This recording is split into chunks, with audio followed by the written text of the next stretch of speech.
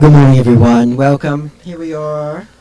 We're going to listen to Lama Dzogchen for a few moments. Bring us into awareness. Is it on time?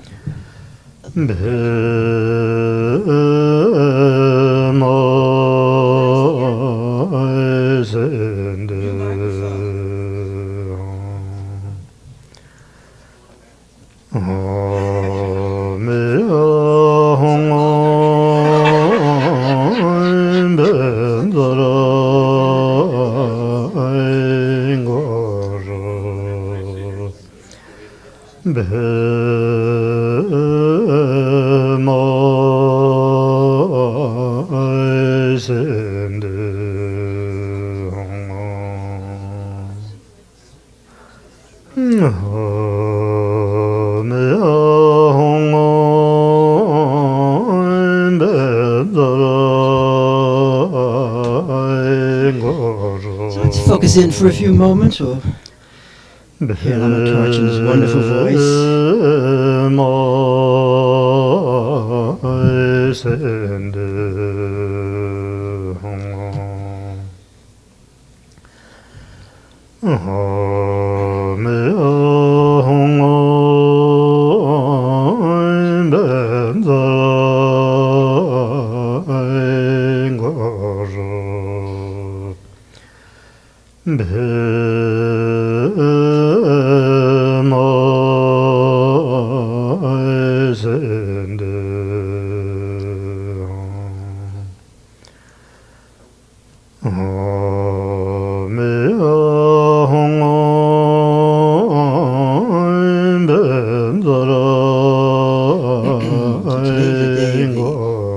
Final day of eclipse. An eclipse that's the sequences run for months. A lot of energy today.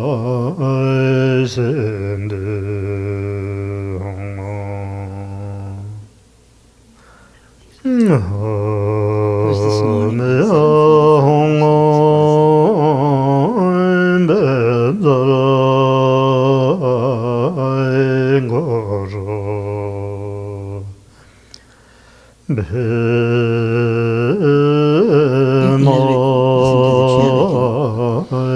Bring our awareness into our heart. We can extend the awareness field through our bodies, activating the centers.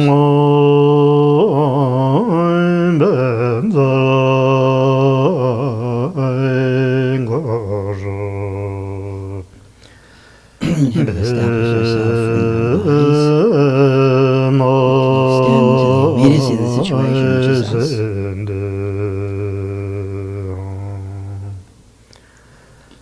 Inside to inside.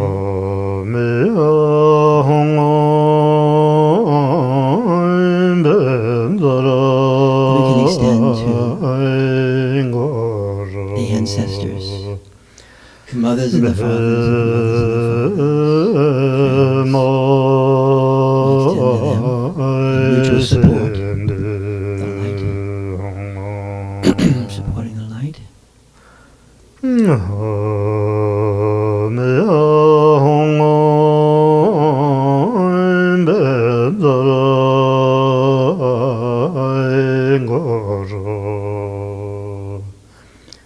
And then we'll extend to all the great yogis and teachers and gurus who all had the great fortune of meeting those people who embody awareness so completely that the invisible becomes visible.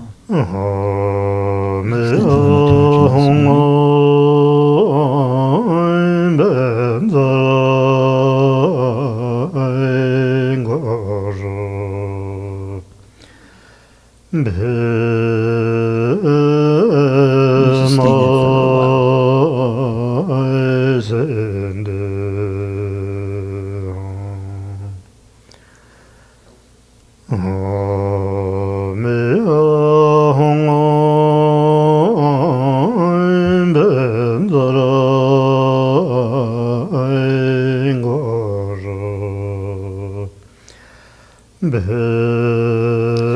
extend to all the different traditions we participate in our life.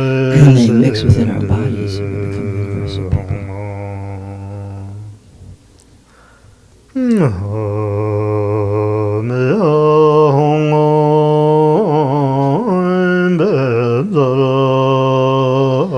extent of that dimension is mysterious.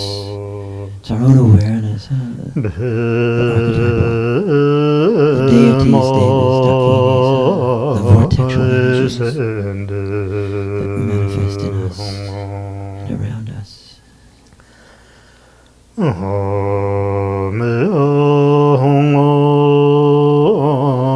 Just rest for a few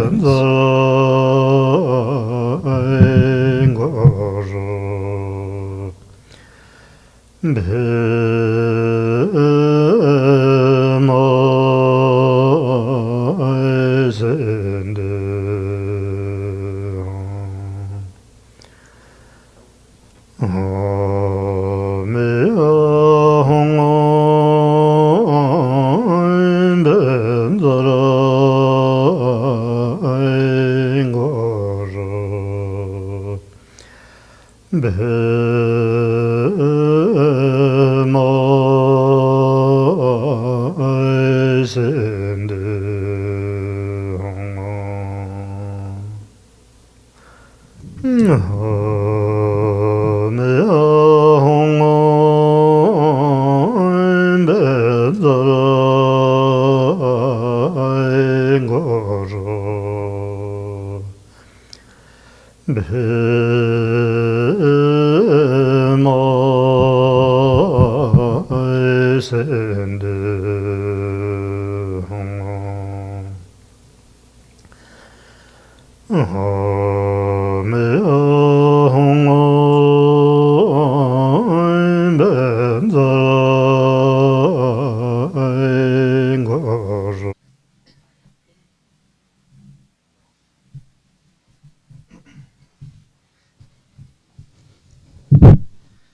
So remain in awareness for a while. You can close your eyes if you'd like. As we chat a little bit. And eclipses are always such fun times.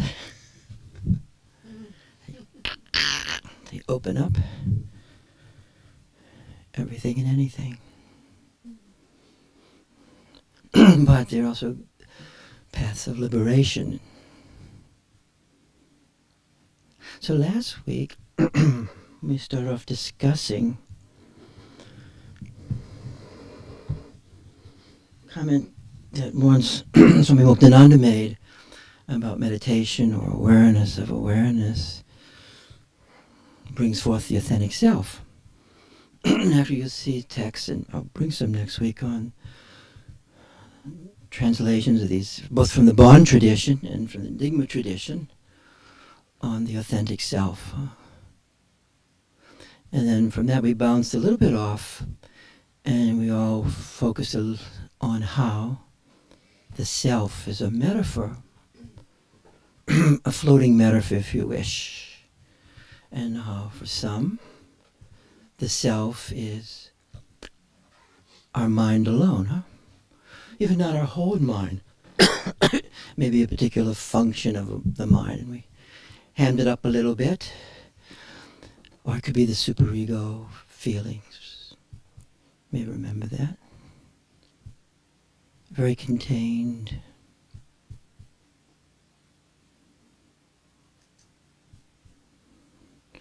And actually has a thing-like ring to them. And then, and that's how most people, many people, experience their self as their mind. With that basic dissociation between mind and awareness, experiential dissociation. Then one day, a person can make a shift and become aware of their mind. That's a big shift. And begin to experience that yourself is not your mind, or not your thoughts alone, not even your superego, judge, relentless, not even your affects, but you begin to experience, as you witness your mind, as you see your mind, that there's a space between you and this mind.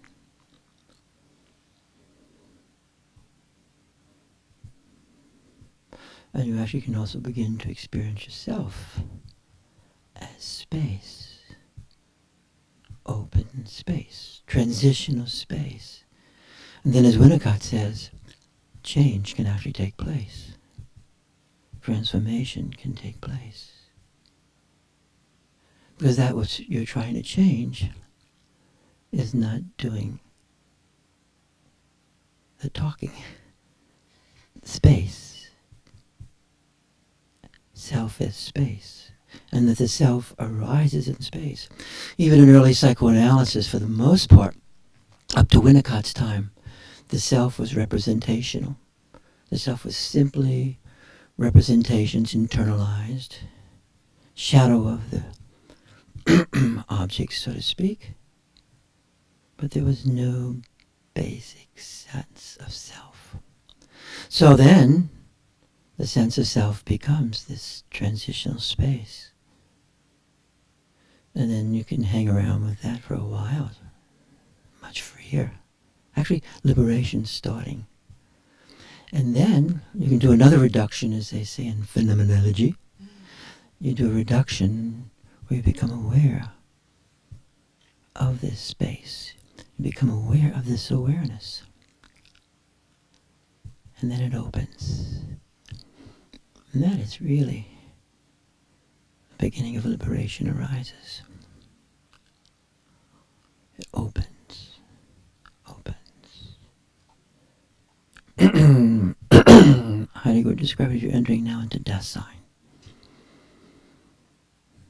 This openness to being itself. Then as you hang around in that for some time, you begin to experience this space, this self as field. Goes beyond the body. The bodies. It's infinite into horizons. Vast and multidimensional. And that's something quite different. I mean, this way of perceiving yourself and through the world. Then as you stay in this field for a while, it begins to go into a further emergence. It's all emerging, all the way up. And this emergence, you begin to experience this space, this light, this energy, not only within you, but around you. You begin to experience it in the world itself. Namanikaya starts manifesting luminosity, indivisibleness, non-duality within duality. And then it opens more, and as the archetypical dimension starts to open, apparitional experience, both within you and around you. And then Dharmakaya is manifesting potentiality, open, no-thingness, manifesting all the way through, even in the beginning when you were mind alone.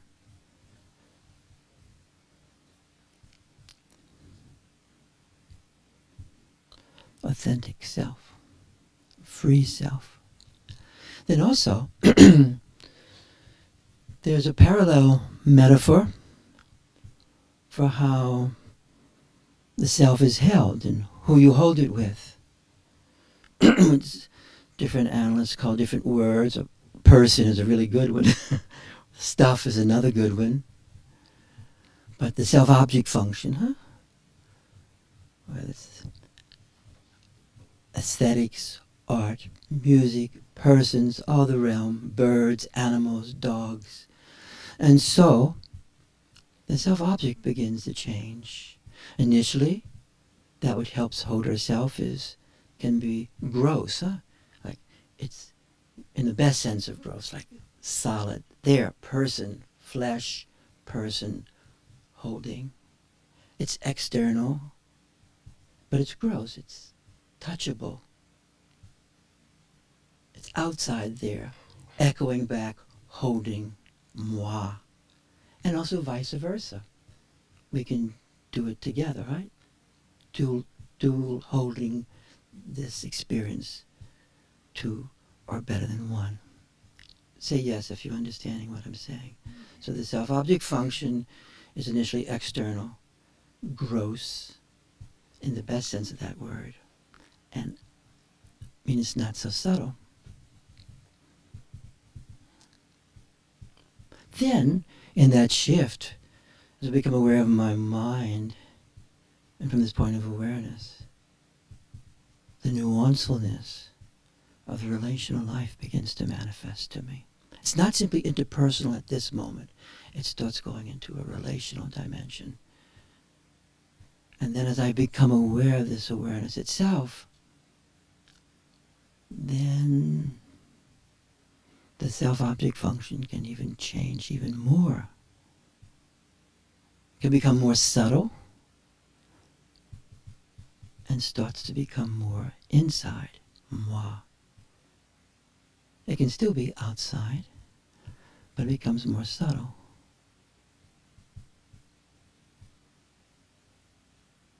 It actually becomes awareness itself. So rather than the self-object function being outside moi, it becomes inside, pervasively, intrinsically. There's less distance. My awareness holds awareness. My awareness holds awareness. Awareness holds awareness. Now it's intrinsic, huh? And then it becomes more pervasive again as the kayas open. And these different dimensions of my own self, of this vast awareness, I'm both relating to and yet are my own self as awareness, the self. Inside, intrinsic, no distance. You guys follow that a little bit? Say yes if you do. So for instance, I might be using a mantra when I'm in my mind alone, and just the repetition of it will give me a sense of security, right? Just repetition, concrete words, right? However, as I start making this transformation and it becomes more subtle, like once the door of awareness opens, this transitional space, then it's not even the meaning of the word now, and it's the vibration of it, right? I don't say it, I just feel the vibration, huh? And so the vibrational becomes, and then as I hang out with that vibration, it then becomes, as the field opens up, more subtle, more pervasive, and then it becomes soundless. Say yes if that's making sense.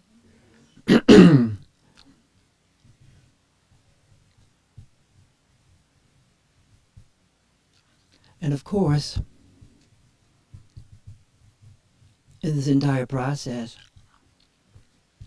that makes it not just technically stale, of this process of integrating mind and awareness, body and awareness into the field, is the experience of devotion. It is completely intrinsic to this whole process, devotion. It's only intrinsic to this process, it's intrinsic to the process of being alive. Because without devotion, you're dead. Without some form of devotion, you and I wouldn't be here. If someone did not hold us in devotion, as we were tiny, totally dependent, and as we grow up, and devotion is always a very interesting phenomenon, but it's completely intrinsic to how we relate to these objects, this stuff, these beings that help hold our own awareness, including our own. Say yes if this is making sense. So, devotion also is really interesting because it's both dualistic and non-dualistic simultaneously. That is actually the real power of devotion. When it's actually on, it is both dualistic and non-dualistic simultaneously. Because devotion is not simply a little sentiment like Bieber. It's not a sentiment. It is really the very manifestation of awareness itself as the great compassion that seeps through our life all the time. Even when we're in mind alone, it comes through. And the more that comes through in our life, with each other, with companionship, true friends, with love, devotion arises. Devotion arises, compassion arises, love arises, huh? But not a mere sentiment. So, even as a kid, you're growing up, and there's someone who you see, who sees you, And there's some echo, some resonance, preconceptually, but in mind, you idealize them. I don't mean idealize that which is not. I don't mean idealizing that which is not, never was, never will be, that kind of fantasy, but actually a mutual recognition. And out of that mutual recognition, this idealization process means you're seeing the best in that person. You're seeing, glimpsing essence, even if you're 6 years old, and that person is glimpsing you, even if they're 6, 26, 36, 76. There is that mutual gaze that opens up everything. And aliveness comes, awareness arises,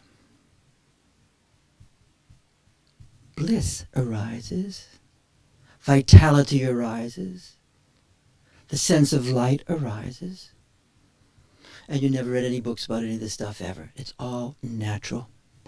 Which reminds me, yesterday was Goethe's death, who was one of the greatest phenomenologists, he has paper, and mystics ever.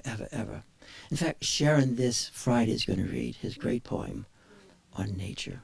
It says everything, absolutely says the whole thing. When he was dying, everyone kept hearing all this music around. There was this constant music around where he was dying. People would go by outside the street. It was just the natural sounds were arising. Where was I at? So this natural experience of devotion is really fantastic, right? Devotion to a bird, devotion to a dog, pet, as valuable, as real as devotion to anyone and everyone. But devotion is the alchemical key, hello, that makes the possibility of integrating your mind into awareness. Without it, it's really fucking tough. It's really fucking tough to integrate even your mind a little bit into awareness without devotion. You may be the exception. Yes, please. Oh, we all have to. Yes. Yes. Yes. Do your poems have devotion in them? Absolutely. That's why people are moved. If your poems had no devotion, they would look comical. And because of the devotion, even when your poems aren't so good, Tom, devotion comes through. That is true. Tom knows it. You think? So this devotion is a really amazing thing. So how do I integrate my mind into this awareness? Devotion. Very serious this today. Devotion. We'll pause for a minute. So in your mind alone, you're located in your mind or your feeling, and then one day you meet someone, a person, dog, cat, friend, companion, whatever, makes no difference, and suddenly there's this gaze, this look, this felt sense arises, this idealization opens, mutually, and then at that moment, naturally, transitional space arises, self arises, and you're beyond your mind already, perhaps for the first time. Did you ever have that experience? I bet you did. Now, and it starts to unfold more and more. The dilemma, it sort of actually takes two. Could be otherness as a bird, your pet, Snowy,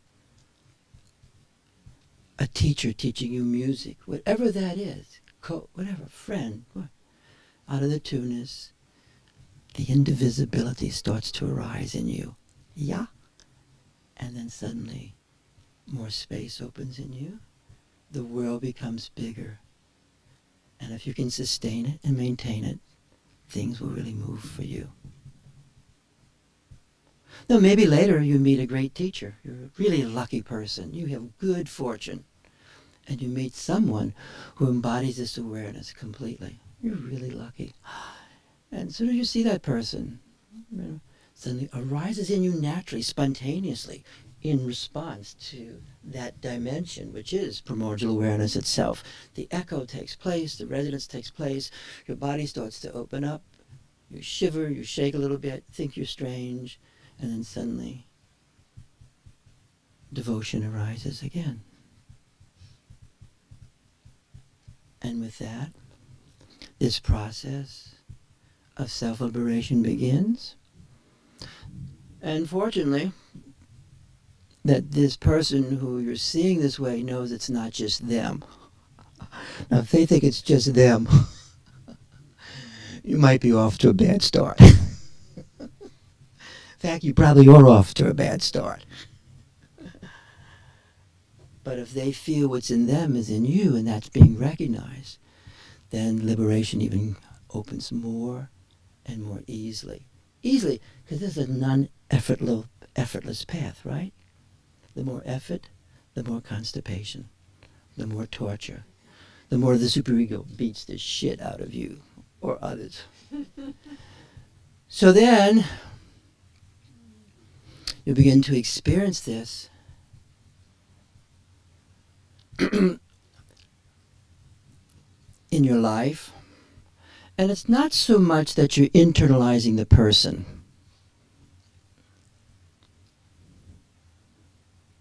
Actually, when we internalize stuff and it's in us that way, wherever it is, it's sort of stuck. You've got a thing inside you. Even if it's a sort of good thing, it's still a thing that has to be dissolved, cut through. You can read that poem next week on the sword, okay? So be cut through where it's open. But what you are internalizing, ultimately, out of that resonance, is what is inside you. It's a process of owning the most basic fundamental phenomena. Say yes if you're following this a bit. So, and through that, which begins with another and arises within you, that sense of devotion, which is the manifestation of the self, primordial awareness, you begin to have the capacity to focus within yourself with devotion to that which is in you as you.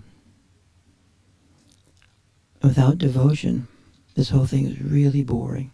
It is just profoundly boring. But as you feel devotion, that movement, that being moved by great love, by compassion,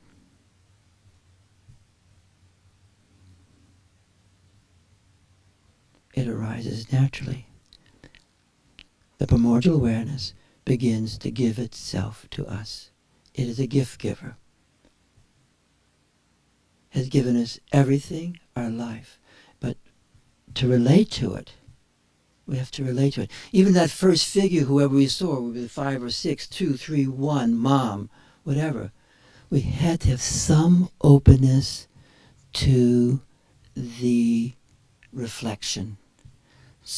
And if we were closed to the reflection, for whatever reason, which we all have good ones, the reflection, the resonance will not take place, and we will be stuck. We're going to pause for a minute.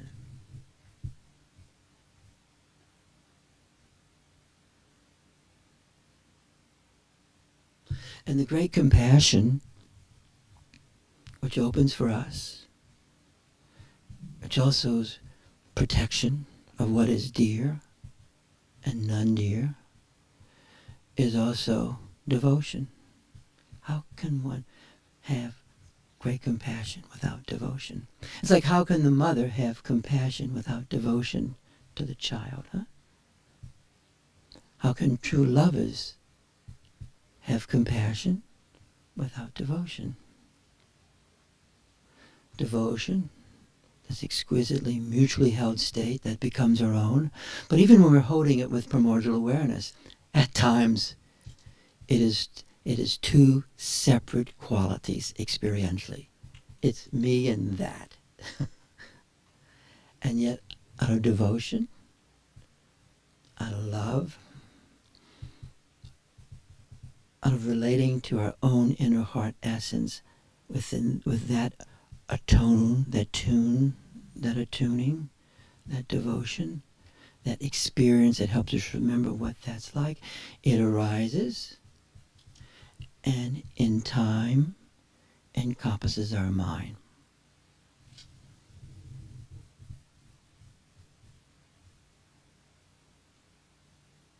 And sometimes it's useful for us to have symbolic pictures of these energies, this awareness, and with whom we feel devotion to. Some around here actually have devotion to, perhaps some of you do too. The aesthetics of devotion. Animals, birds.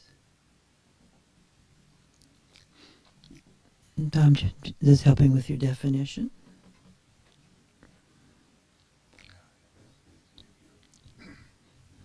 You'll know it when you see it. You answered experientially for me when you asked me what I go into when I'm writing. Is that sense of this other place that is me, and so I experienced what devotion is, and whatever you said to me, I don't know what you said to me, but I found it there. I like to think of it. It to me is the field, and and then the other thing you said too is when we hold duality and non-duality at the same time. Simultaneously. That I can bow to, that I can be devoted to, that I can commit to, that I can take any place. Did you fall in love when you were young? I can tell you the exact moment. Now just pause with that moment. Oh, thank you. There was a me and there was a you.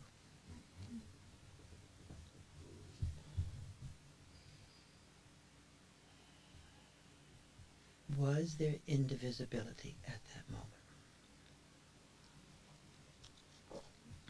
For you. There was an awakening when you talked about the coming back at me. Yep. I think That's totally cool. That had been coming out. This is the time I could open to it. Yes. Because I liked her too. And it came back at me, and it opened up my capacity to take the reflection. And hold the reflection. Yeah. Oh yeah. Yeah. Mm-hmm. Yeah. And it does kind of get mixed up in the individuality of it. I guess that's holding. Yes. Sometimes people get so locked into individuality that the whole thing, which is broader than individuality, becomes very painful. Either the individuality dies, moves on, or it's so painful when they're not with each other because the actual power of this dimension is so totally located in one person. You with me? And not just the exquisite doorway. It doesn't devalue that person whatsoever, but it opens them. So now we're spoken about going from mind alone into awareness of mind, into awareness of awareness, into the field phenomena beyond, and then feeling the manifestation of the kayas. Raise your hands if that makes sense. Raise your hands. Next we went into the issue of the objects that help us hold this state. Because actually, just solipsism itself really can be really contained. Have you been in solipsism? Really shit.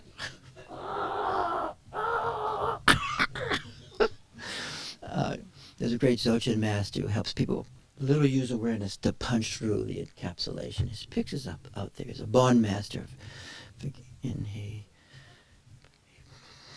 using punch through it, cut through it, and opens up space, air, vitalism. Yes, yes, yes. Here. So now, then we spoke about that whole thing, where it becomes less dense. It can still be there, but also becomes more and more refined.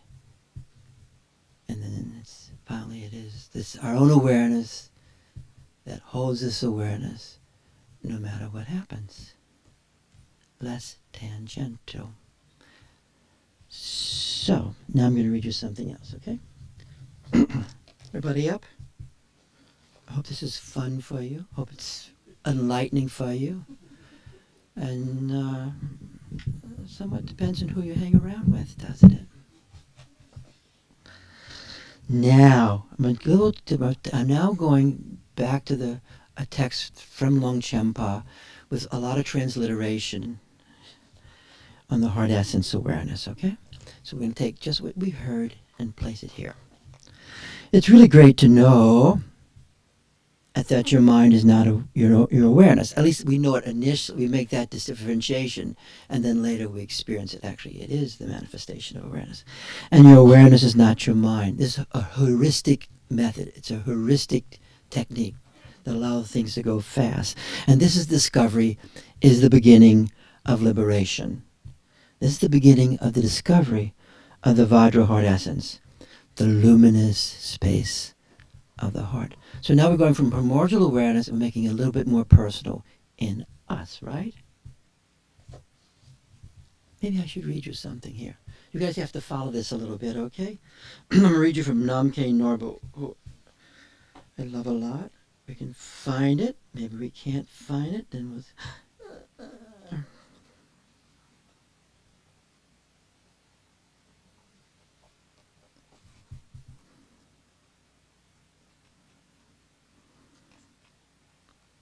Well, we can't find it.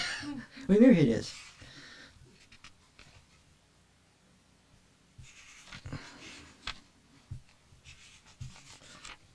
Well, what I wanted to get to where he talks about the Dharmakaya, Dharmata, and the Dharmata actually meaning one of the words means the appearance of everything and empty spaciousness and everything in that oneness, in that potentiality. And then he starts talking about the potentiality of the individual. That's why I want to get it. But I can't find it. I'm going to skip it for right now. Because you want to experience your own self as the potentiality of everything and anything, but it's manifesting in you. That phenomena, that potentiality is actually manifesting you. Say yes if that's making sense. So we're going to continue on. The space of the heart. So the heart essence is the experience of this innermost space of the heart that is both the source and the manifestation. So one of the little difficulties is what is source is the manifestation. So you don't have the causality drama here. What is the source is the manifestation. And what is manifesting is the source. Say yes if you understand that. And it's the manifestation of this continuum of beingness, capital B-E-I-N-G-S, luminous beingness of being. Do you think when you saw her, what arose was the luminous beingness of being? Do you think you may not have seen it, but you felt it? Oh, yeah. The heart essence awareness is the experience of the profound intrinsic openness and luminosity of the inner spaciousness of the heart. The experience of this spaciousness, Longchenpa, is unbound, and some call this unbound beingness of being, this spaciousness, timeless awareness. And this timeless awareness is found in us and is the innermost awareness and is pure gnosis. This timeless awareness is found in us and is pure gnosis. It's direct.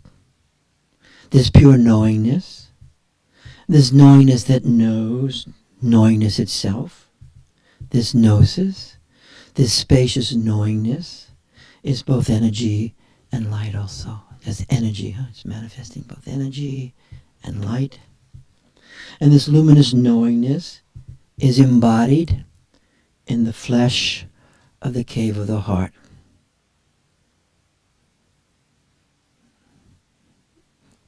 Can we feel that? This place? Sometimes it's like wants to come out. Awakened awareness. The space is awareness, the nucleus of radiant light. In a very most subtle way, becoming more subtle now, right? The flesh is light, and light becomes the flesh.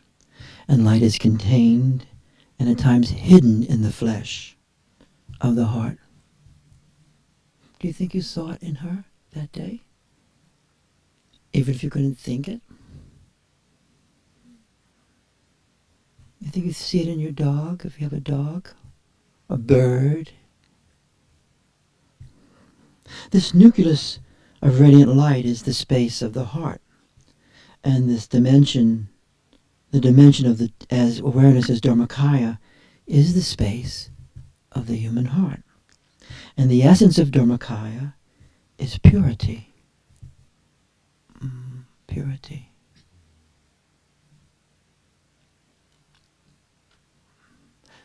Really, it is a fantastic practice to gaze into purity.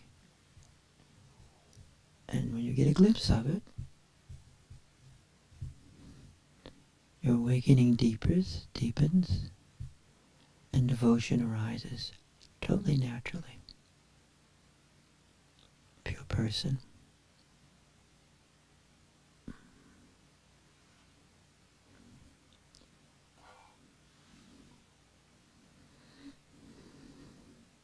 The untouched purity of the innermost space of the heart. Actually, Winnicott, for some reason, comes to mind. And when talking about this space, the transitional space of the heart, he also would say from his side, you really have to be careful on how you touch that, either with your words or your sense of self.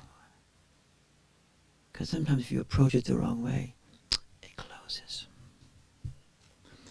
The pure space can be felt and even easily known. The inner heart awareness is also described as karuna, the oneness of compassion. And you and I arise out of this opening of compassion, and this openness is in us as us.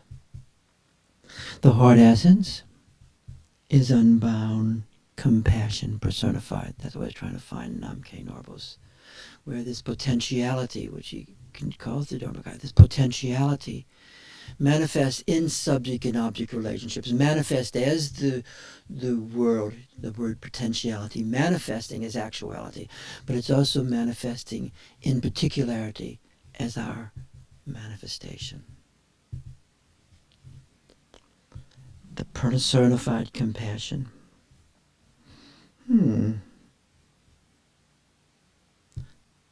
So Nirmanakaya itself, all the flesh, stuff, animals, trees, cars, is the embodiment of this compassion manifesting.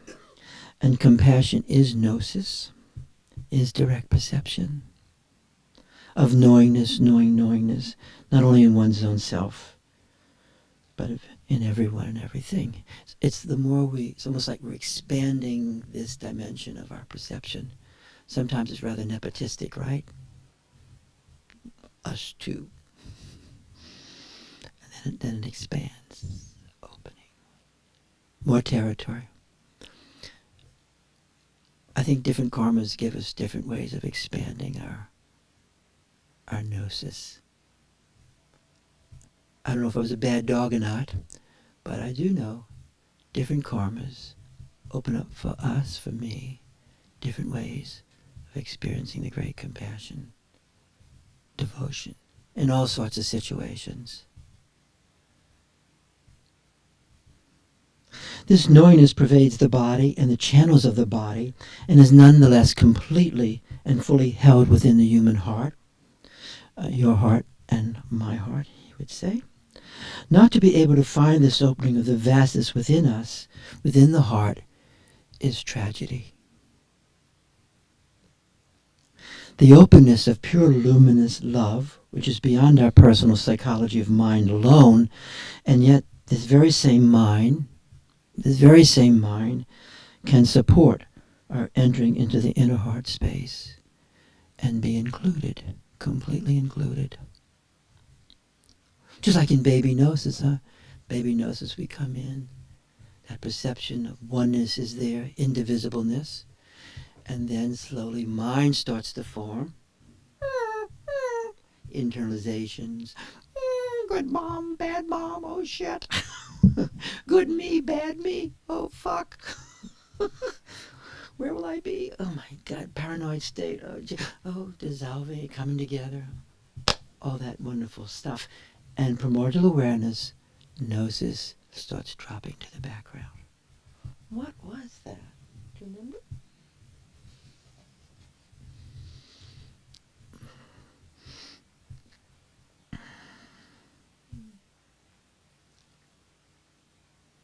The openness of pure luminous love, which is beyond our personal psychology of mind, and yet this very same mind can support our entering into this inner heart space and be completely re-included.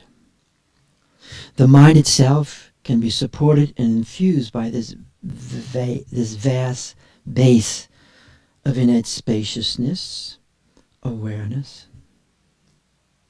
And our personal psychology, that means our character, right?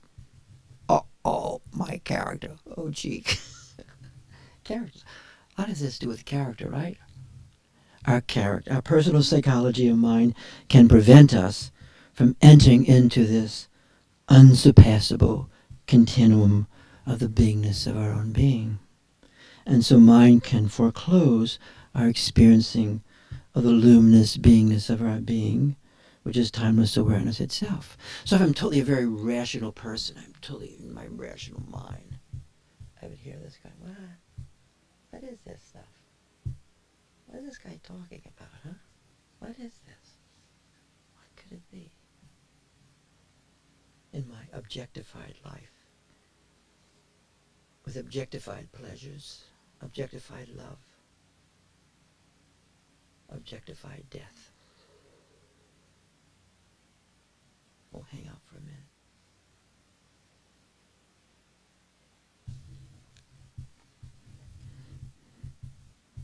And so more often than not, the mind itself becomes its own support, its own base. A thought seeking a thought. More thoughts, please. A belief seeking veracity. A feeling seeking an affect. Yeah, that's it. A sensation seeking sensation. A memory seeking a memory. And fantasy seeking fantasy. Almost done with this from the Vajra Heart Essence. Mentalistic and non-conceptual difference.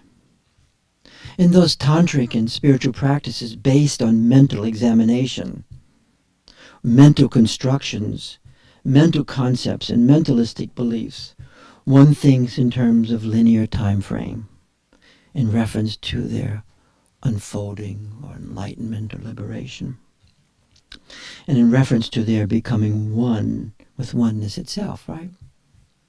Do you have a time frame? Do you have a time frame? Hope not. And so, such a person considers the possibility of becoming one with oneness, but will think that this event can take place in the next life. That's a lot of comfort. In the next life it'll take place, at the moment of death. But really, not in this life, or maybe with a little bit of luck, at the moment of death.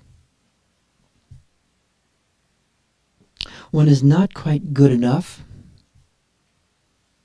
or ready enough, or pure enough. So more effort and more time is necessary. Oh Lord, I am not worthy.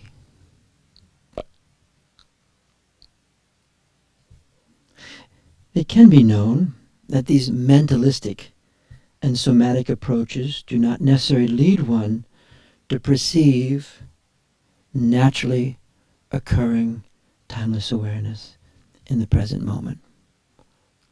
So I would say these little descriptions we've been doing thus far, hopefully,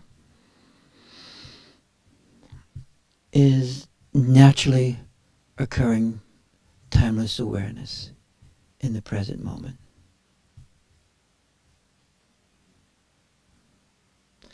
In the immediacy of our life, just as it is. One of the great things about eclipses, depending where they're at in your particular cosmology, sometimes they mean nothing, but sometimes in certain aspects of our cosmology, they take us and they start deconstructing our world for us.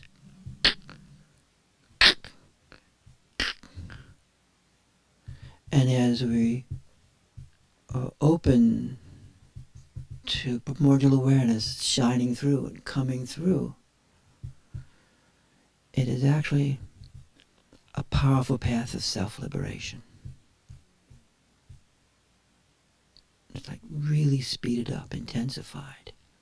Whatever we're hanging on to, clinging to, biting into, in order to be. Aham, ah. And as it falls away, we can experience this aham, I am, then liberation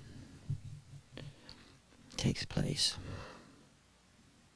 In the Vital Heart Essence approach, liberation is nowness experienced in timeless awareness.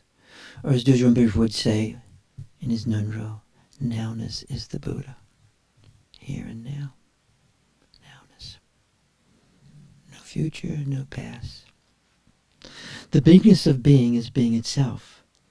The beingness of being is timeless awareness that can be known now. So let's break up into couples. You can find someone. You can move around if you want. And as you're doing that, I'm going to read you this.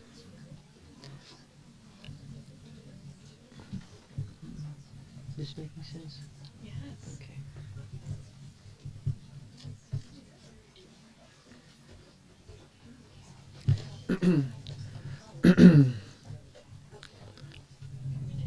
Hey, can you guys hear there? Can you guys hear? Can you guys hear real good? Having a good time? Suffering? Are you suffering?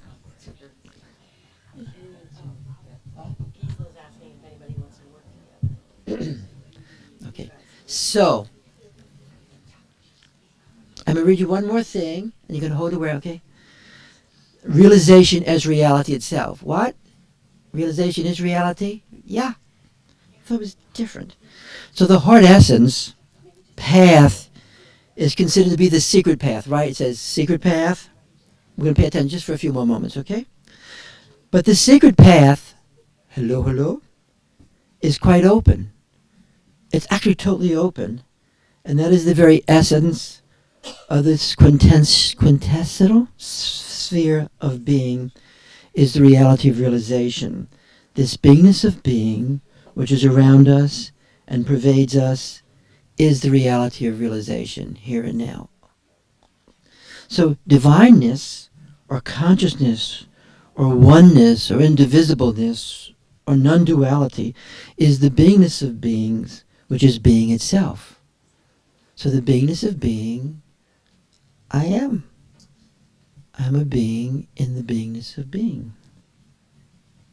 In this non-conceptual awareness approach, this approach of direct knowingness, a person may be experiencing naturally occurring timeless awareness inwardly and simultaneously perceive through their senses, through my eyes and my ears and my touch, and through my feelings, because it's all in me, as me, and through my knowingness, these visions of natural beingness, the visions of the nature of beingness in all its various forms. And that's why also the guru, that's why many texts say the Dzogchen is, the essence of Dzogchen is guru yoga. It means at some point you want to pause and feel this primordial awareness in you as the guru. This path from darkness to light, guru, which is present. So honoring the guru, feeling the guru, and perhaps that will help you when you actually meet a person who actually embodies the guru in a very thorough way. But many people experience that without ever meeting anyone with that degree of embodiment. There are not so many around. But the love of the guru, the love of logos, the love of truth, the love of understanding, and just to feel that alone is the guru. Remember, Swami Muktananda used to talk about seeing his guru every place he went.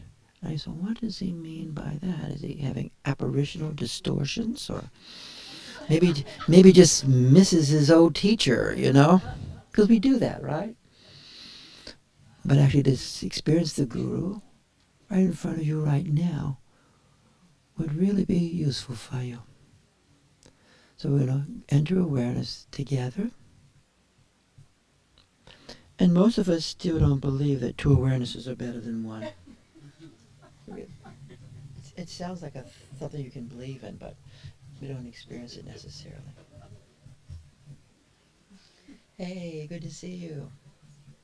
So let's enter awareness. Let's suspend our mind. Like phenomenologists do. It means you're just gazing. You're suspending your mind, you're gazing.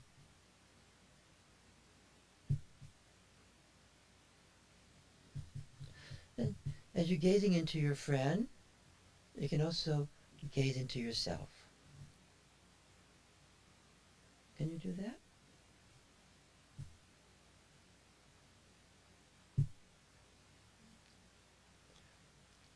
Now, the one thing you have to leave is witness consciousness. This is a participatory sport. It is participatory. Sometimes you can just smell the person, maybe. You know? Take a smell. The senses actually, in awareness, the senses are really very powerful, right? Or you can touch them, feel into them.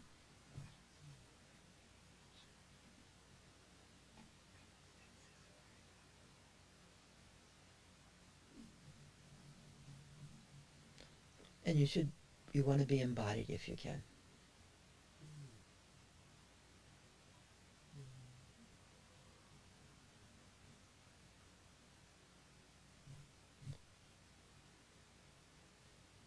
Say you have your favorite archetype. You just love that archetype. Can you feel that? Can you invoke that in yourself? And can you invoke that in your companion? Can you feel that in her or him? Can you feel the guru, the logos, in that person?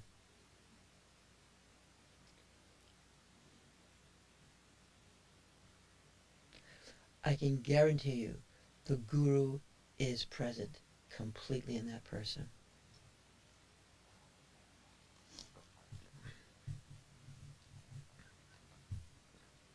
Later on, this great text goes and describes how it's not like you're trying to pull the light out, but it begins to manifest because it's there. It starts out of the light in you. It starts to resonate. That same resonatingness, it starts to resonate.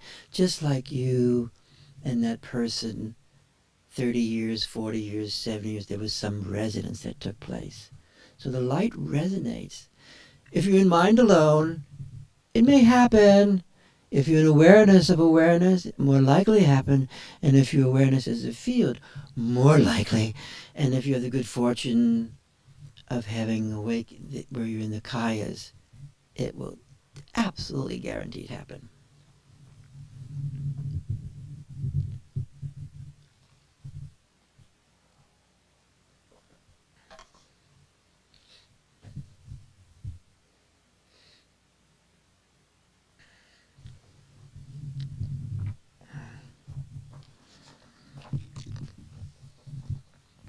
Jnana Rakso. Direct perception is liberation. Ah, my own Rigpa is the Lotus King. My own self-recognition is refuge. For living beings who wander in bewilderment, the awareness of great self-liberation is generated. For the primordial Guru, always completely pure, the vast host of obstructive, fictional discriminations does not even have a name. And within the great Dharmata, within the very essence of events, all events, infinite self-manifesting gnosis gives individual protection.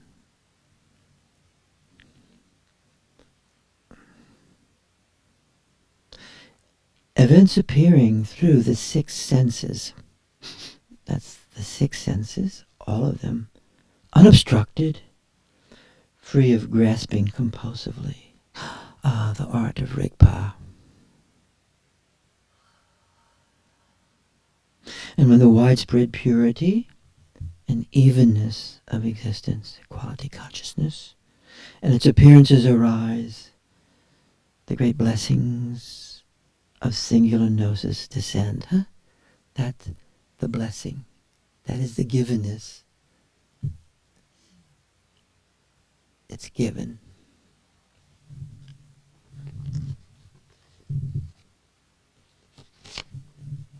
Jnana Aveshaya Pem.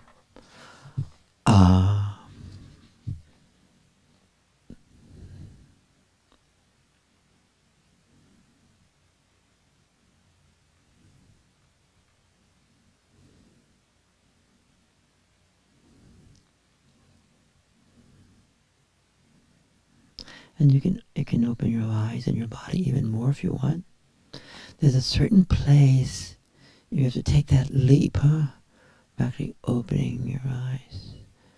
Not the easiest thing in the world. Shame often arises anytime we enter into form. This existential shame, it can arise, and you just gaze through that, entering. The great Zen master said, intimacy is Zen. The always self-produced truth of Padmasambhava, transcending fixation, is the vastness of the youthful vast body, the body of light. Rigpa's art, all-pervading from the beingness of being. The experience of the three kayas, the different dimensions, free of the confusion made by the discursive mind, the differentiator, the meditator, and the meditated upon. In the always existence truth of Rigpa as the Guru. That's why loving the Guru, invoking the Guru, embodying the Guru, abiding stably in this all-pervasive essence of events, stability. my own Buddha nature, primordial awareness, is experienced as purity and evenness in this moment. And so whatever arises through the six senses is offered as the divinity of self-liberation. So whatever am I experiencing is the very divinity of self-liberation. Whatever I'm experiencing is the manifestation of self-liberation. That whatever. So my body, my speech, and my mind are experienced as the very nature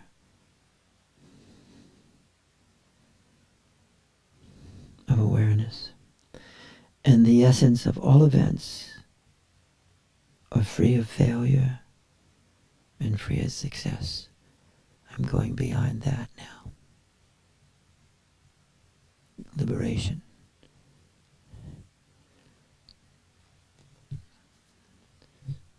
It's not necessarily blue lights or green lights. Here's the mantra Lama Dorjen was singing. Oma Hung Vada Guru Padma Siddhi Hung.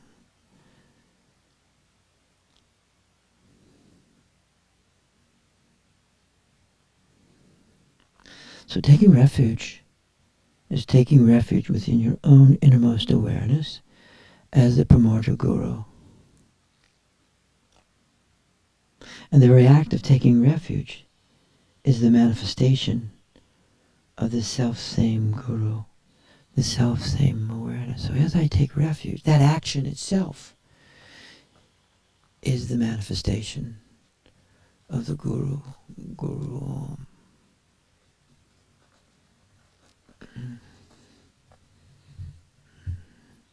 Well, this stuff can sound relatively technical, and even the great texts I've been reading, those instructions are really fantastic. But without the sense of the guru, the true mirror,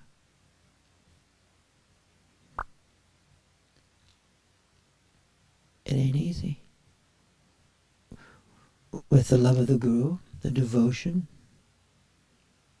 however that means to you, just like it means something for Tom, which may mean something different from me, which may mean something different for you, but whatever that means to you, that word, that most indefinable word of words,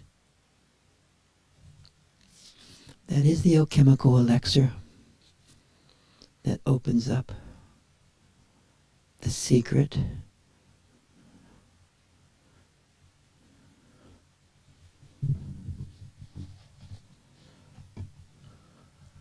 of the heart essence path.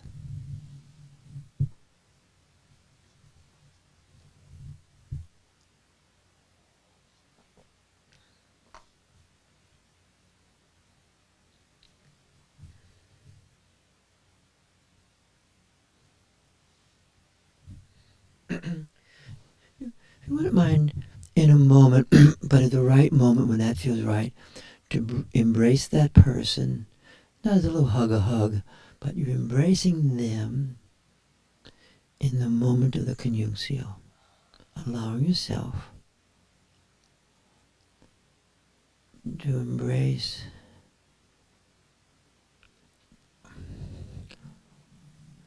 that way of seeing and experiencing and hearing.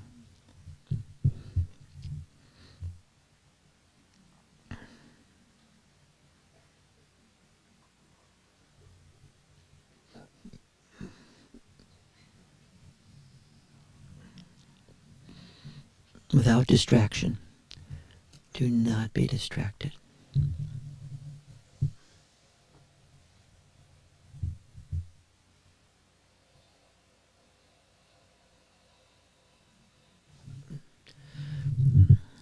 Then whenever the embrace ends, remain with what has been given to you and remain with what you're giving.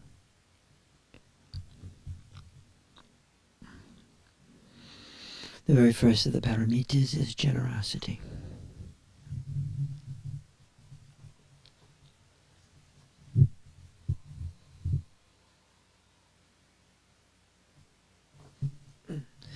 And at this moment, is your mind in your heart? At this moment, has your mind dropped into the heart essence?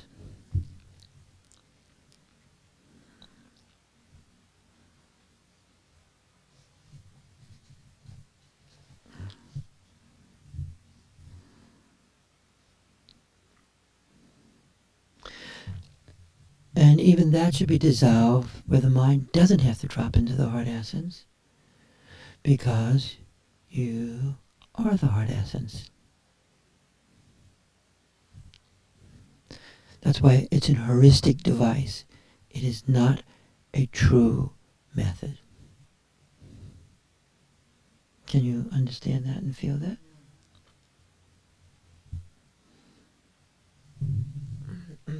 Dzogchen is like a big eraser. It erases a lot of stuff before it. It even erases what was just said.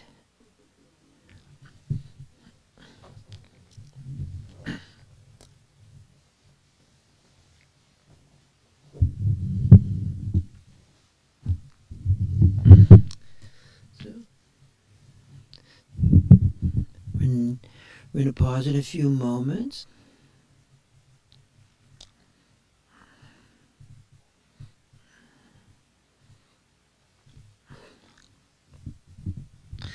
There's also sometimes it's very, very useful.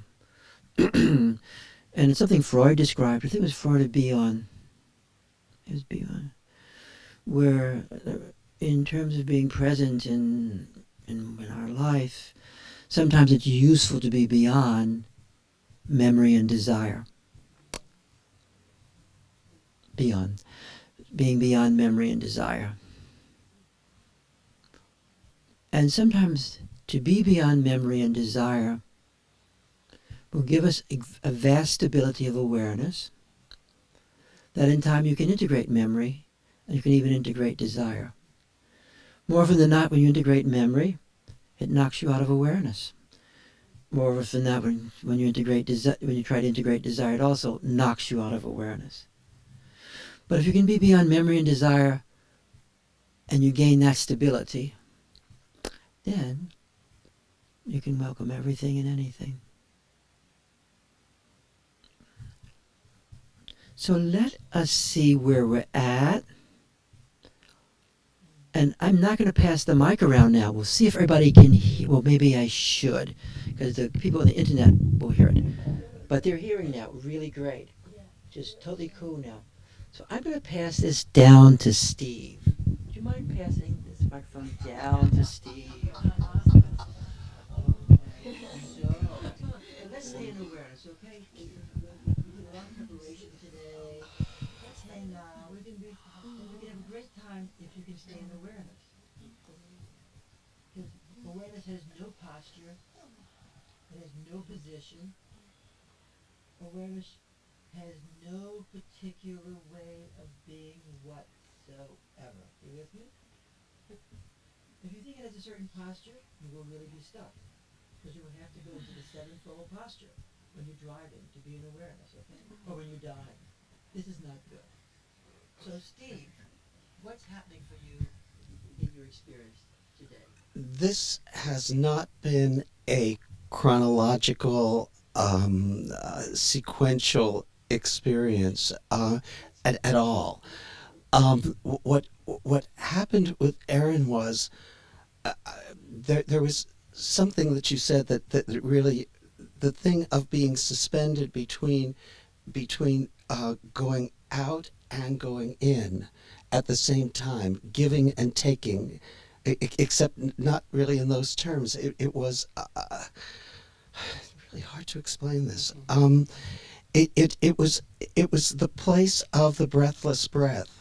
But so much was happening there. It was like waves, sparkle things of light going out and going in at the same time. It was being those waves. It was not being a receptacle. It was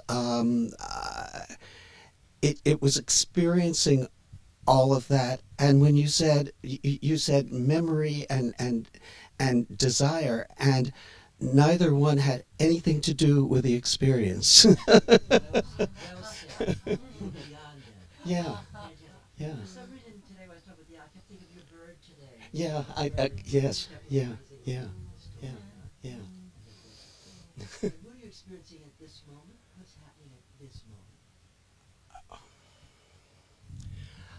I'm at the place where I am the heart drop, where there is all of. I have to be really careful how I say this because it's not all of my being. It's all of being, which I am, is the heart drop. And your companion. Very brief, but you're going to be saying it directly without comment. You're speaking directly.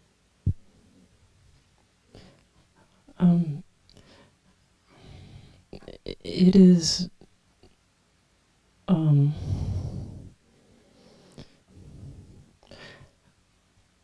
touching with my partner Steve. It's touching the flesh of the space of the heart of heart. And it was just continuous, but no line, no thread. No line and no thread. If you want to say something else, sorry.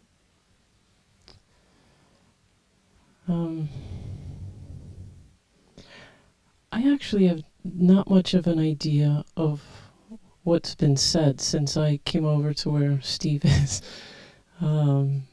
So the experience was immediate.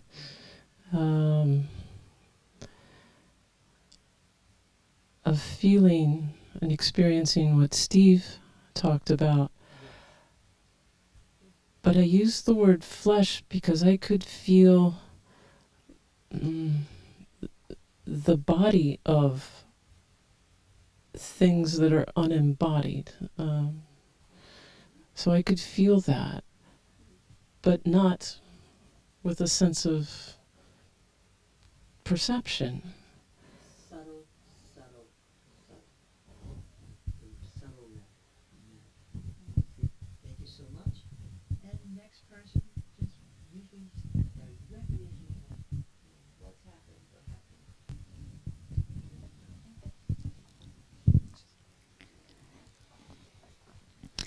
Well, Rudy, when Yes, please.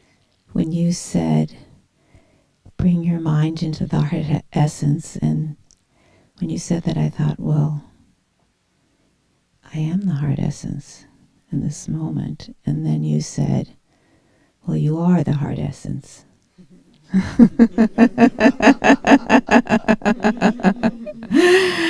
So I'll leave it at that. Well said for all of us. Thank you.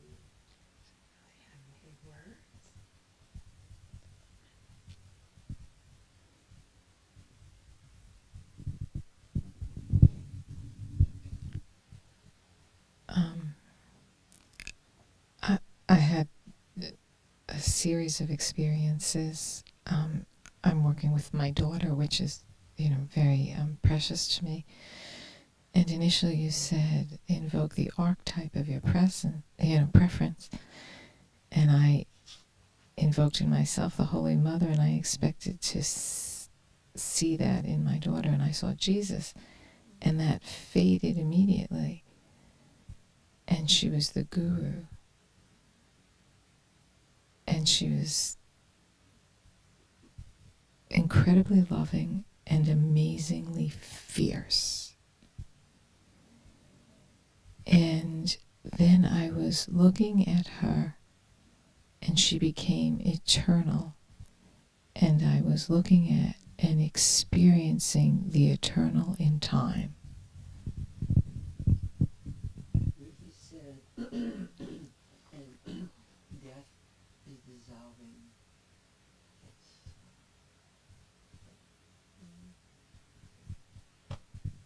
Next person, companion. was working with my mother, and so this is different.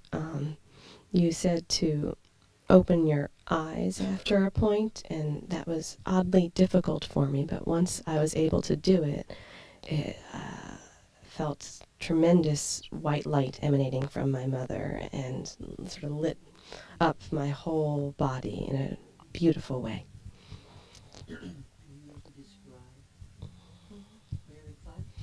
Oh, yes.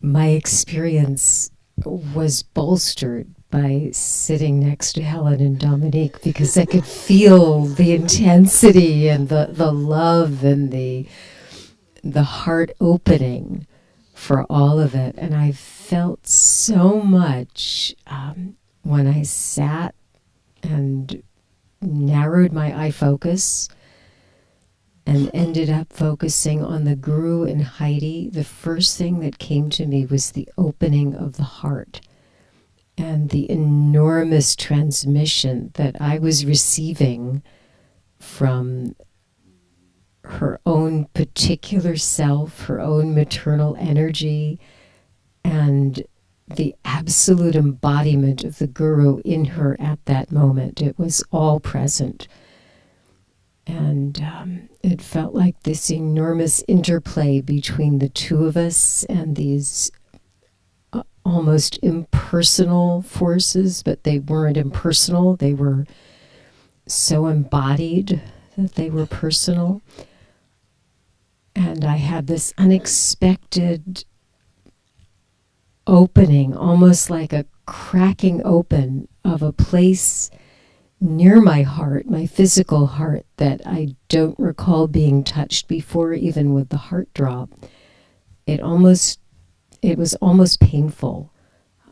There was this defined section that began to vibrate and crack a little bit, and then it got bigger and bigger. It was as if the extension of the Guru and the Sacred Heart through Heidi expanded this place in me that had not been accessible quite before.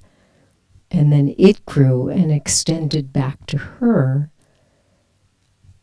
to the point where it was just this seamless, wonderful interplay of the enlargement of the heart and the Sacred Heart.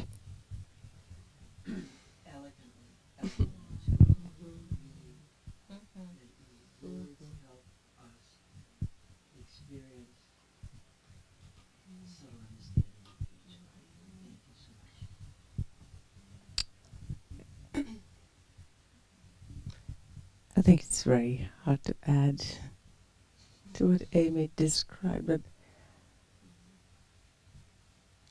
there's all that, and also this whole vortex beneath Amma next to Helen and her daughter and Amy. So while everything Amy described was taking place, there was also this beautiful celebration by the angels, and Amy was the angel and I was the angel, and then we were all becoming the angel, and sometimes joined by Helen and her daughter.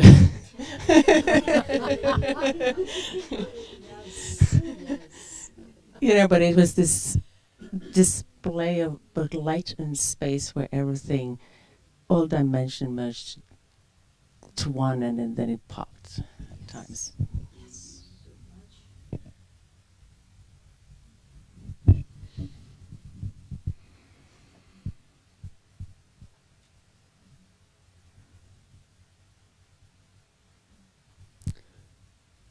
So at the beginning, there was one eye looking at Tom and one eye looking in. And the eye looking in was mine as well as Tom's. and then it was just the I. And where I am now, it's just radiance being with radiance, surrounded in radiance, and completely, how'd you call it? Grounded, real. The touch is, the senses are so heightened, but they're like being born in the radiance anew. I don't know how to describe it. Merci, thank you so much. I've loved Skip for so long, and I didn't realize it until this moment. We've never worked together. And so, but it was like we got in this coming home, this knowing and this sense of oneness and purity. When we hugged each other, purity turned into a open, gaping heart. And as we were talking in the last few minutes, there's this sense of ageless wisdom. Maybe it's because it's two old guys sitting here, but it's beyond that. It seems like it's millennia of just kind of this strong, innate knowing, wisdom. Thank you so much. And we'll pass it to the couple right there.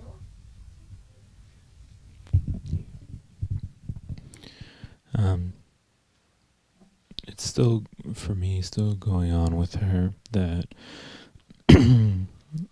it feels kind of like a swirled dessert, you know. It's this two flavors that kind of mix together, and it's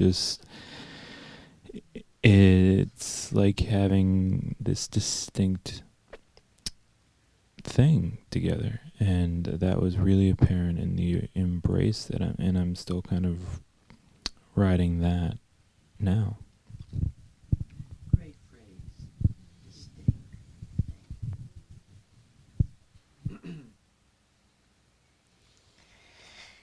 When you said, see the guru in the other person, and I opened my eyes and I was looking in Alex's right eye, it was like I was looking into the eye that I see so often in meditation, and I was seeing it like physically, seeing that eye of the guru in Alex. It was so exquisite. And then when we embraced, it was and you called it conuncio. I felt like, oh, that's the moment where the heart essence just blossoms like a flower, and the eye just gets bigger, and we're inside that eye and that heart. Thank you so much. We're going to place this to this person, Jeff, and then we're going to come to these two and come this way. We'll get everybody. We're talking directly and briefly.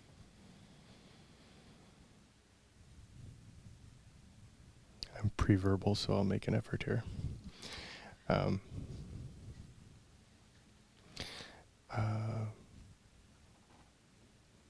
Just kind of a real deep looking into each other and all of space. And I did have a feeling of backing away from something that's kind of like this long tunnel. The long axis is time, and the tunnel is the shape of the phenomena during our lives. And coming up above it and saying, oh, look, I've been in this container.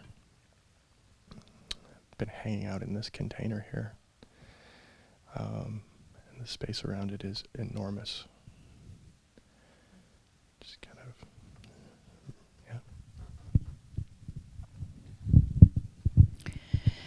yeah. I felt the two different experiences. One when we had our eyes closed, of feeling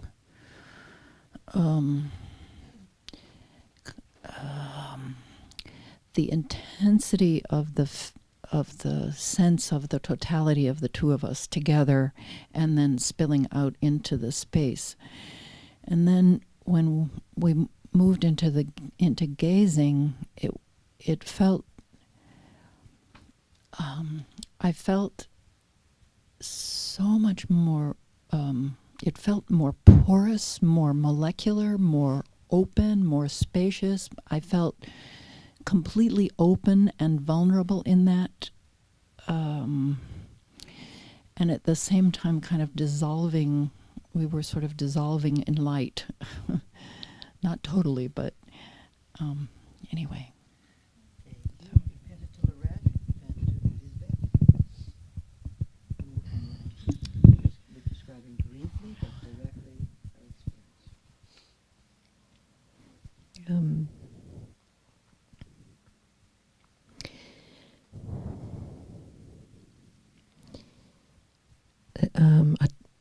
A timeless, grounded,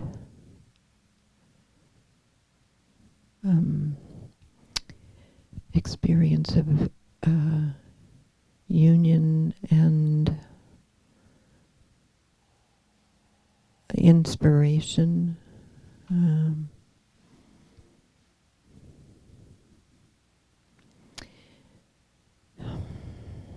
Still going on. This is the place of being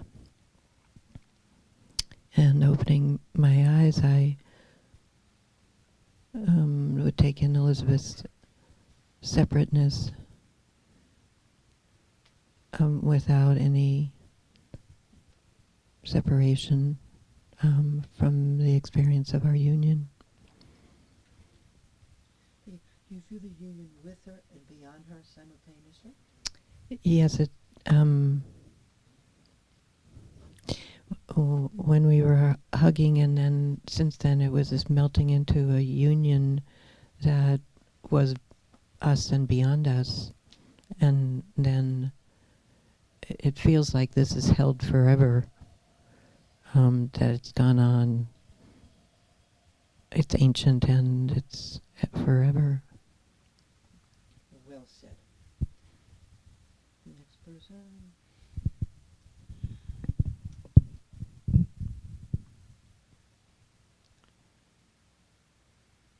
It feels like a new discovery of something that's been there forever. And yet, it is very vulnerable and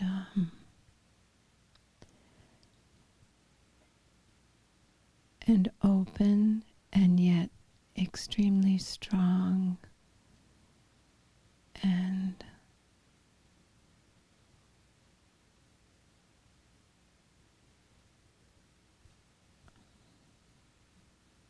protected at the same time. Protected isn't the right word. It's strong, and it's just strong and vulnerable and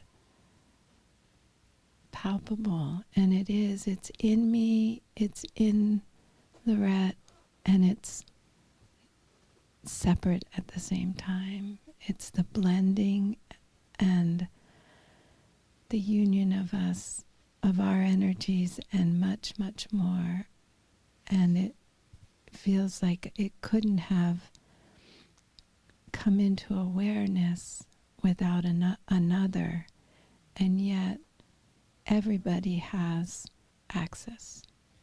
Thank you so much. We'll pass it to the next couple.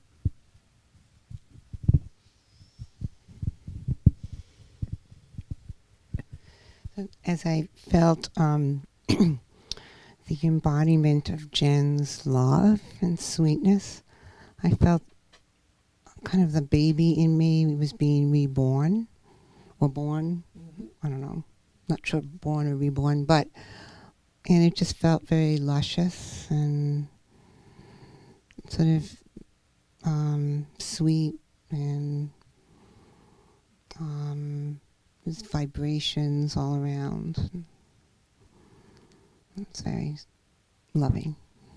It's very well said, because sometimes these understandings arise.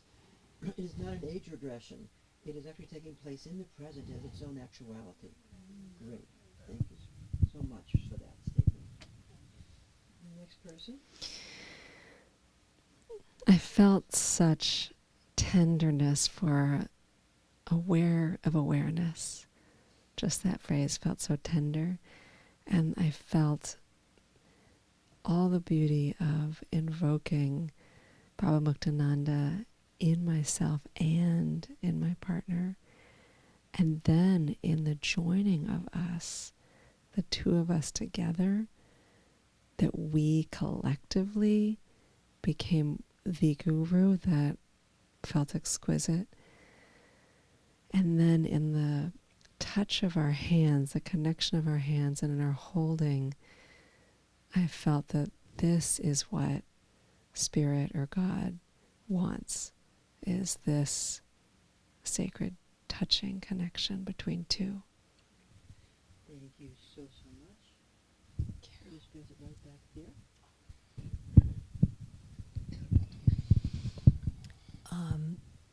I was just aware of, even though I've never met Robin before, how much affection I felt for her. And with somehow the Cannunzio word, I just experienced us in this big swing up in the sky.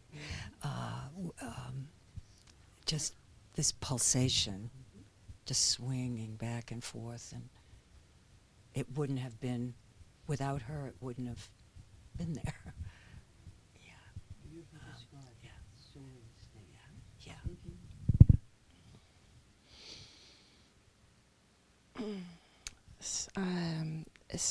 When we started, there was just this immense feeling of beauty. Just, I guess it's light just coming out. And when you said describe or conjure the archetype, this someone else had said it. I got fierceness and fairness coming out, and it was just the.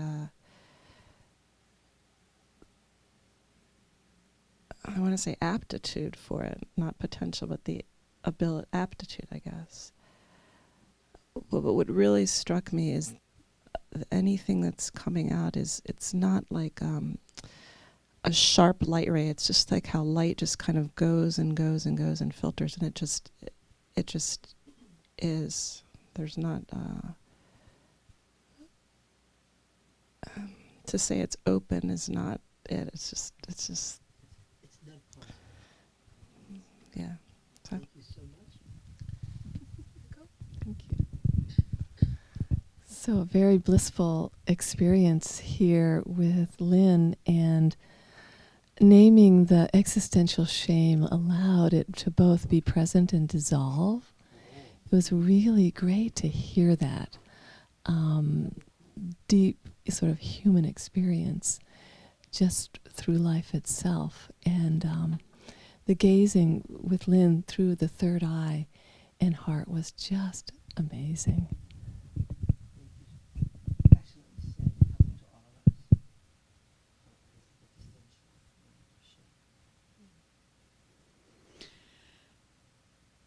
As we leaned into each other and were hugging each other, I just felt my heart opening, my heart center opening, and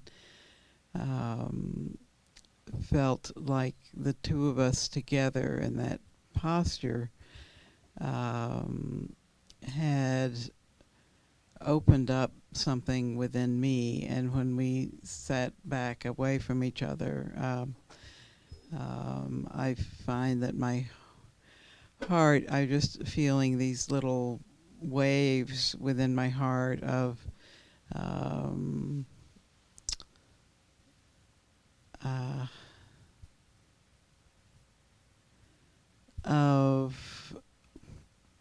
opening, of being open, being vulnerable and open, and that's still continuing as we're just sitting here in connection. Thank you so much. Voila.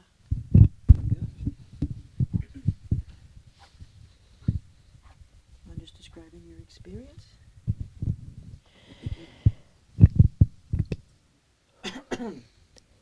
Since the beginning today, I have been receiving strong infusions of energy through my crown and third eye going down. And then when I paired up with my partner, there was a shift. And what that shift is, I can describe it physically and kinesthetically, and yet that's just the way it was introduced. There was a shift in my capacity to absorb what I was receiving, these infusions of energy. It became more full, and I felt it going in at the cellular level and deeper than that. And then it kept accelerating this ability to receive through the connection with Mimi, both kinesthetic and energetic, so that it's now at the point where if she just touches me in the most subtle way, there's this acceleration of how I'm absorbing and integrating and metabolizing everything that I am receiving. So then I went to a larger symbolism, which is that devotion can be and is transmitted either through the kinesthetic or just simply through sending devotion. Mm-hmm. And it allows us as souls to more deeply absorb and integrate and retain what we are receiving.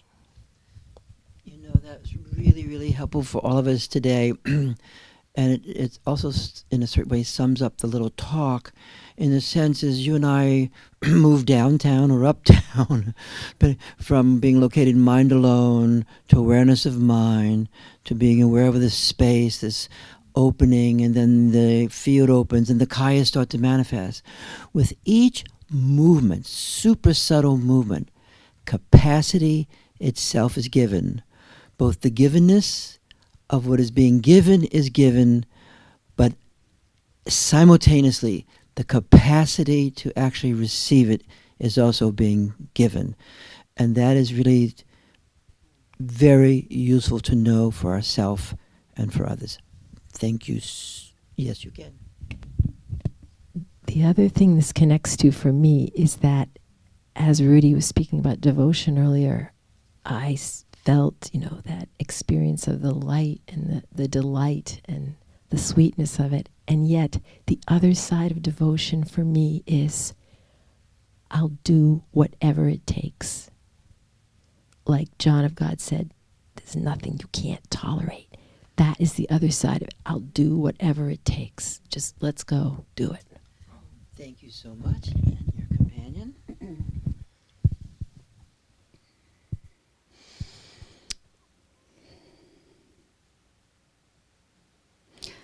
I'm with this no mind, and yet I'm very aware of what's going on. I'm not sleeping.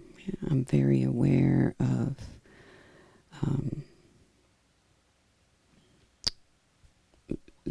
this physical body, and then the being that I'm with, Patricia. And in the beginning, it was like the touch and the embrace and the connection was beyond connection. Mm-hmm. It's connection with connection beyond connection. Yes. Connection and indivisibleness are not the same. So being connected and experiencing indivisibleness, connection opens us to that, but it's actually different. Thank you so much for articulating that. I'm going to pass this to these two, this couple here. There we go.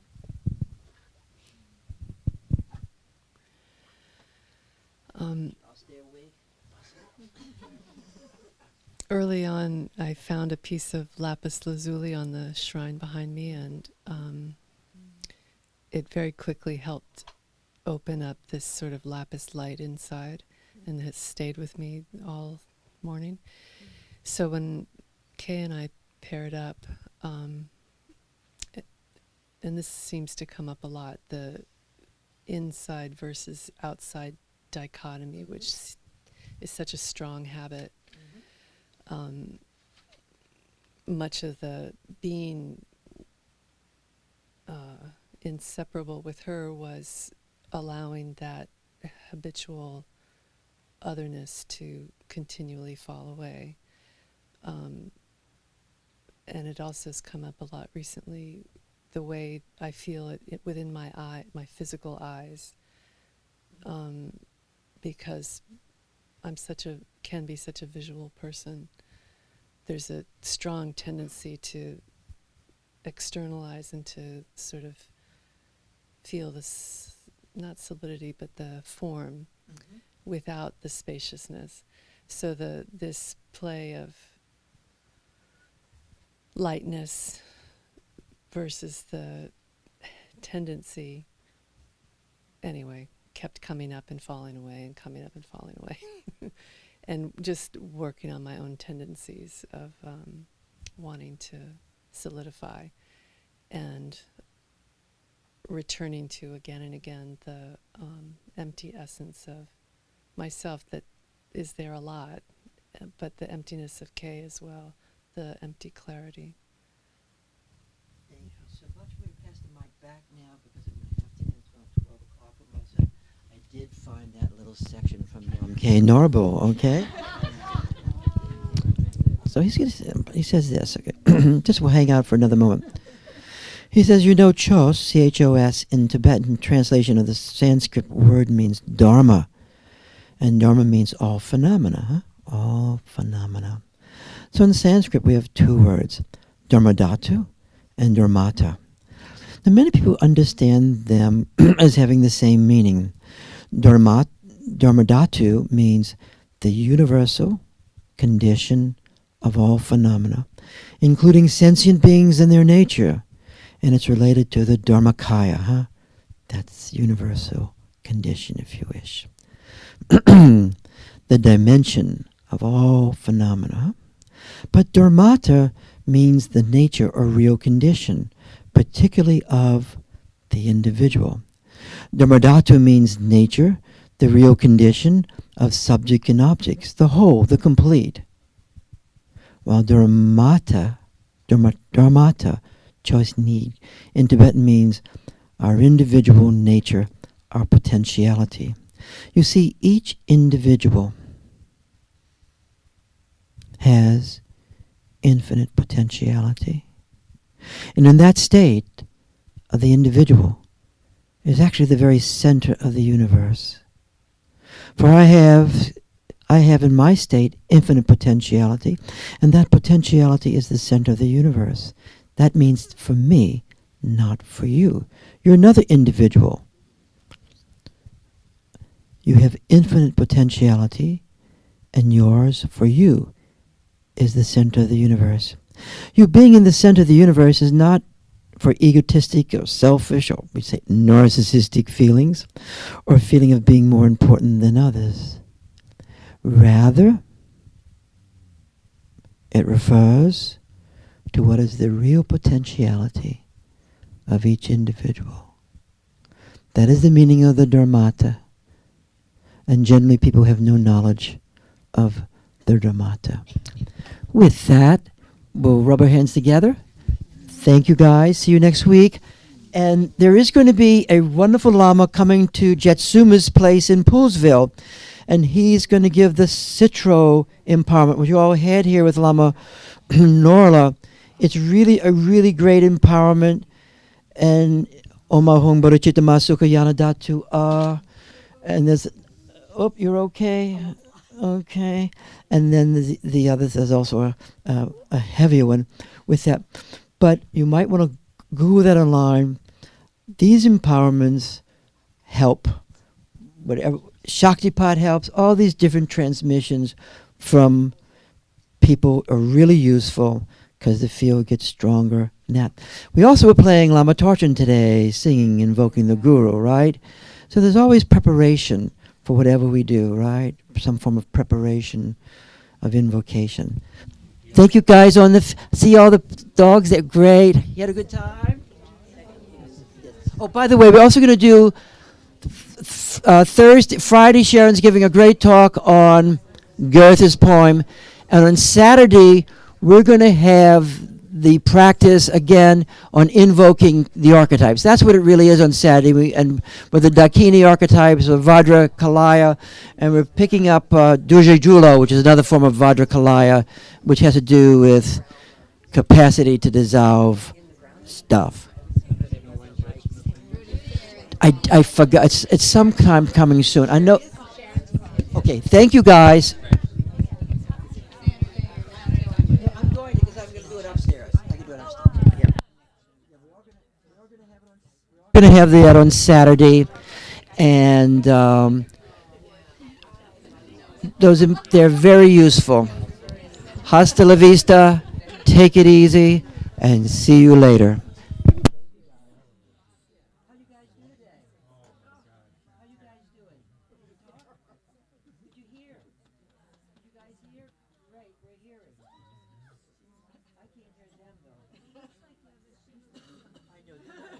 Oh my God. Who's used to it?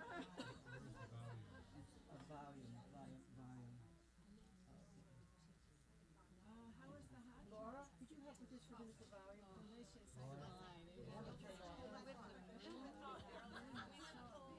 I'm going to be right back.